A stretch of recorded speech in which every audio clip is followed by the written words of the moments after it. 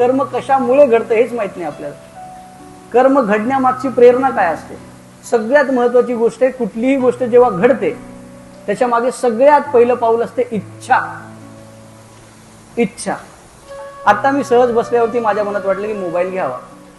त्याच्या पुढचा 1 तास कुठे गेले हे मला विचारायचं नाही. फक्त काय झालं होतं? इच्छा. पुढचा तास गेला, पुढचं नाही विचारायचं.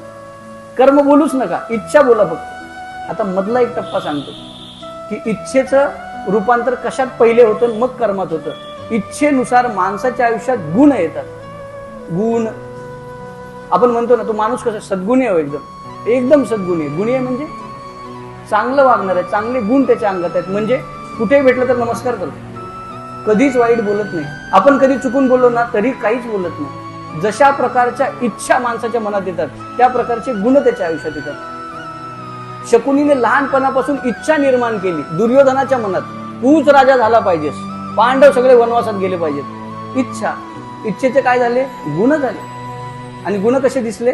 लाखो सैन्याला मरावं लागलं एकाच्या गुणामुळे. एकाच्या गुणामुळे लाखोला मरावं लागलं. काय झालं? गुणांचं कशात रूपांतर झालं? कर्म. इच्छेचं रूपांतर गुणांमध्ये होतं, गुणांचं रूपांतर कर्मामध्ये होतं. आपल्याला जर हे कळालं तर मग कळालं की हा काय वागायचंय, काय बोलायचंय, कसं करायचंय. म्हणजे आपल्या हातून काही घडत असेल तर मला हे थांबवायचं असं म्हणू नका. हे म्हणा की ह्याच्या मागचे गुण काय आहेत माझे, आणि त्या गुणांमागची माझी इच्छा काय आहे. इच्छा बदला, गुण बदलतील. गुण बदला, कर्म बदल.